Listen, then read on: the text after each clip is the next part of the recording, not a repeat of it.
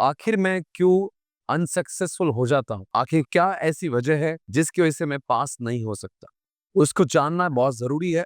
अगर आप इस आने वाले अटेम्प्ट में अपने एग्ज़ामिनेशन को क्लियर करना चाहते हैं, तो इसको बेहद जानना ज़रूरी है कि आखिर मैं क्या गलती करता हूँ। सबसे पहली बात तो मुझे लगता है कंसेप्चुअल क्लैरिटी नहीं है, इसलिए हम लोग फेल हो जाते हैं। हम पेपर का प्रॉपर प्रेज़ेंटेशन नहीं करते हैं एग्ज़ामिनेशन में, इसीलिए हम लोग फेल हो जाते हैं। हम टेस्ट इनफ नहीं लिखते हैं, इसीलिए हम लोग फेल हो जाते हैं। हमारे पास हमेशा नेगेटिविटी होती है, हमेशा हमें लगता है कि मैं ये काम कर ही नहीं पाऊंगा, इसीलिए मैं फेल हो जाता हूँ। मैं अपने आप को कैपेबल समझता ही नहीं।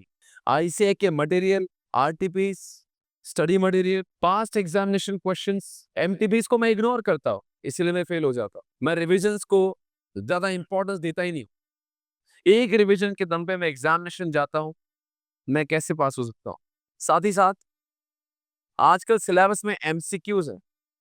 मैं एमसीक्यू की इनफ प्रैक्टिस नहीं करता हूं, इसीलिए मैं अनसक्सेसफुल हो जाता हूं।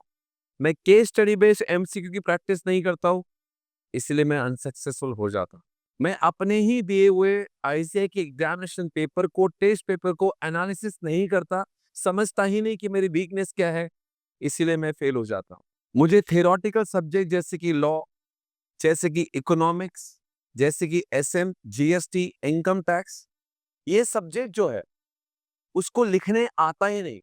मैं उनको थोड़ा-सा कम वेटेज देता हूँ प्रैक्टिकल से, इसलिए मैं अनसक्सेसफुल हो जाता हूँ।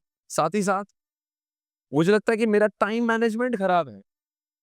मुझे समझता है नहीं कि पूरे दिन का बैलेंस कैसे मेंटेन होना चाहिए, कैसे 14 से 15 घंटे का ऑप्टिमम यूटिलाइजेशन होना चाहिए, मुझसे टाइम मैनेजमेंट होता ही नहीं है। मैं कुछ ही चीज़ों को ज़्यादा समय देता हूँ, कुछ सब्जेक्ट को कुछ ज़्यादा ही समय देता हूँ। मैं पढ़ाई करने की कोशिश करता हूँ, पर मेरी पढ़ाई उतने समय होती नहीं। रोज़ सोचता हूँ कि मैं 12 घंटे पढ़ूँगा, 14 घंटे पढ़ूँगा, पर पता नहीं टाइम मैनेज कर नहीं पाता हूँ, मैं फेल हो जाता हूँ। और सबसे बड़ी बात, किसी सीनियर का, किसी टीचर का, किसी गुरु का गाइडेंस आपके पूरे जर्नी में हमेशा होना चाहिए, जो आप लेते ही नहीं। रैंकर्स के वीडियो नहीं देखते हो, टीचर से गाइडेंस नहीं लेते हो, इसीलिए मैं अनसक्सेसफुल हो जाता हूँ। तो दोस्तों, अगर आप इनमें से कोई भी चीज़ है जो आप फॉलो नहीं करते, तो ज़रूर इसको फॉलो करें, ताकि आने वाले समय में जो सितंबर अटेम्प्ट, जनवरी अटेम्प्ट आप लिखोगे, उसमें आसानी से क्लियर हो सकते हो। धन्यवाद। Thank you.